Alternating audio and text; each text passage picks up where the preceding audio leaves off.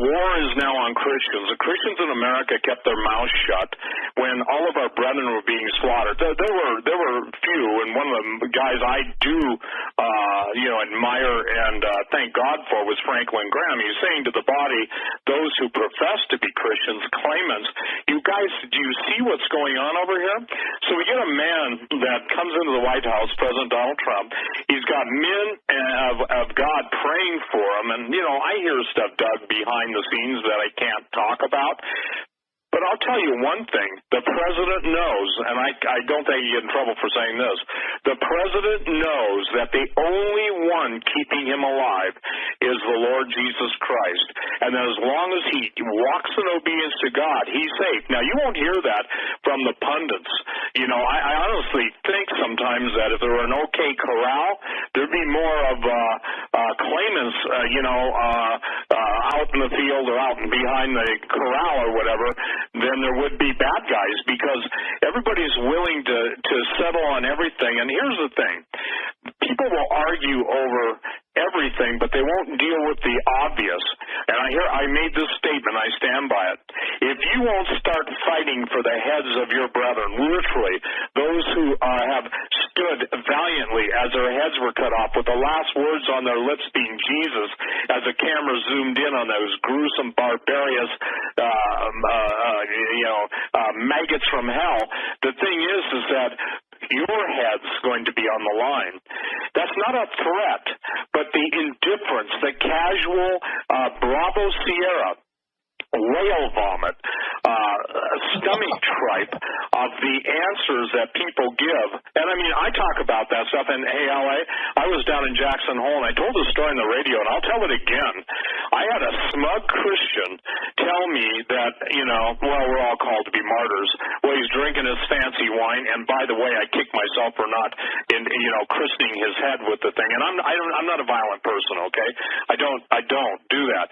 But he made me so furious. The attitude, and by the way, we're no longer friends over that, and anybody who is smug about people being beheaded, children being raped to death, children being chopped up and eaten, mothers being forced to eat their own children. And have you noticed now, Doug, the drug cartels are turning to cannibalism? Yep. Beheading first, cannibalism. Yeah, and I said that 25 years ago on talk radio. It's not that I was right. It's that God gave a warning 2.5 decades ago. And if you don't care that somebody else is being eaten who, because of their belief in Jesus, and I would even put up all the scriptures one day on cannibalism. I have never in my life been more furious, and obviously I'm working out my own salvation with fear and trembling with a lot of help of intercessors. Thank you all for praying for me.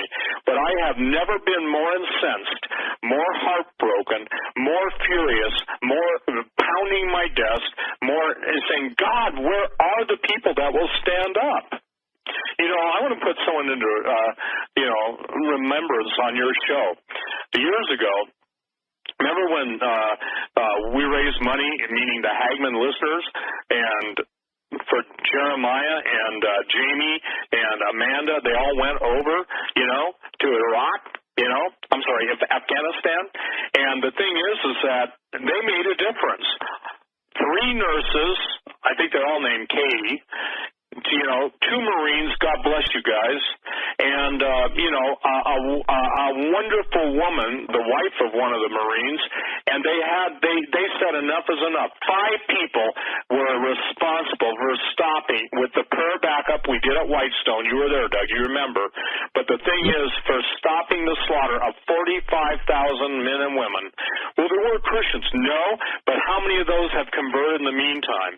And, we're to resist evil, the book of Hebrews says, the shedding of blood. That doesn't mean we go out and shed others' blood, but it does mean this. It means you stand against wickedness, you fight with all your might, you call on the power of God to give you the victory. As I've said on your show before, there is no victory apart from God that I can find in the Old Testament or the New, where if God didn't step in, they wouldn't have had the victory. America thinks they're going to go out and kick ass in Russia. They have no clue. And all these lying devils, and I went on Alex Jones about, 3 weeks ago, and I addressed the president on InfoWars. I said, Mr. President, call back all the fired generals, because those were the guys that stood against the evil you're now having to deal with. And I can tell you this, I stand by my statement. And who am I? Someone that has been sounding the alarm for 25 years. Those closest to you, do you? And I would say this, that if you have a national security advisor or anybody on your team that is an absolute convert to Islam or an apologist, you better look close at your own team, sir, because those closest to you are planning to do you. Now, the grace of God and the intercession of God's people, I believe, are making all the difference in eternity. And that's what it's talking about. So, L.A., when you're talking about what you're talking about, when we're trying to bring the biblical truth that the historic twisting and perversion of history, you see, the reason they hate the giants, let me make it clear, they can't control the people. They don't want the people to know the presence of that kind of evil. They want to take the battlefield down to an intellectual, or they want to state that everything that's in the Old Testament is a metaphor, that the devil doesn't exist. It's just a metaphor for evil. Well, where the hell do you think the word evil came from? Where in the heck do you think the whole idea came from? Why is there evil then? And to some people don't care. Evil to you and I is not evil to them. And so this is why I say, rise up, people of God, believers of God. Rise up, intercessors of God. Thank God for the women of God, the prayer warriors, the women are crying and saying, when will the men rise up? And, you know, the problem is, in one of the books, I think in Minor Prophets, it states that all the men in the midst of thee are women. Well, you hit them with female hormones for 3 decades. I don't think their offspring are going to come out as, you know, WWF fighters. So the thing is that we're in a battle, but we're in a battle for literally the seed of mankind. And by identifying the whole genetic interruption by fallen angels, hey, 1/3 of them fell. Somebody says, well, how many angels do you think fell? I said enough to cause the entire destruction of the human race, except 8 people, and Noah and his family, who were perfect in their generations. Doesn't mean they were morally perfect, but here's the deal. We're at a point now that people have got to have an understanding of, I would say, the law of first mention. When it appears in the Old Testament, you can follow it all the way through to the Old Testament, you can follow it all the way through to the New Testament, or the New Testament, you can look backwards into the Old Testament, but God does not oppose himself.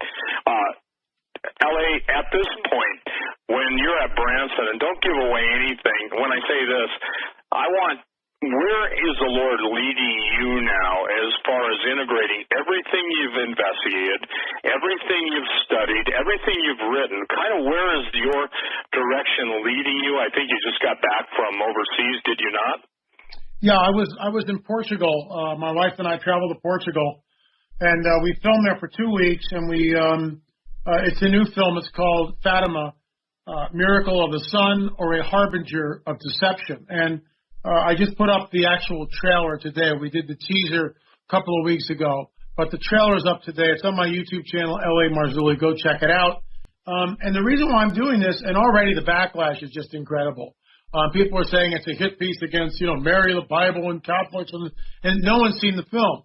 So we actually did a caveat in the beginning of the film, basically saying that millions of people go to Fatima every year. Millions of Muslims circle the Kaaba stone in Mecca every year. Millions of Hindus celebrate Guru Puja. Millions of Buddhists go to thousands of temples all over Asia. People can believe whatever they want to believe, and we're not here to disparage anyone's belief system.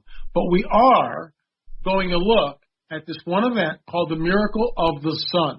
70,000 people in 1917. It's a 100-year anniversary. That's why I made the film. And in 1917, upwards of 70,000 people were gathered in a field in Fatima, Portugal.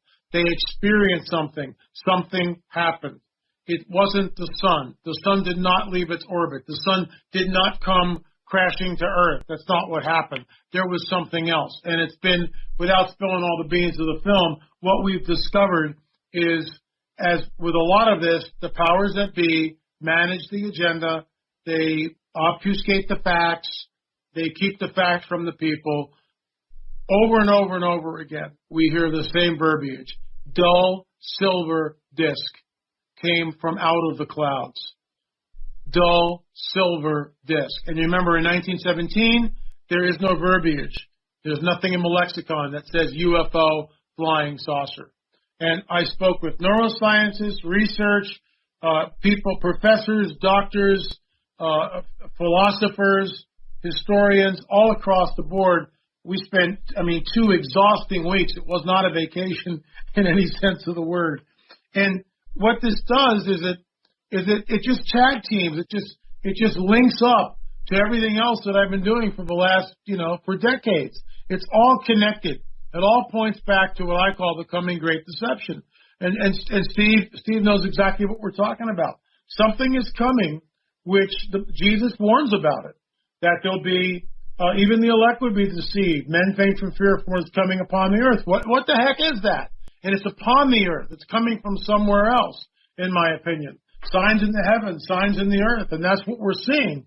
And so Fatima, to me, was a harbinger of deception. Why? Because the 70,000 people in that field, many of them, their paradigm was changed completely in a 10 to 14 minute experience. And I find that astonishing.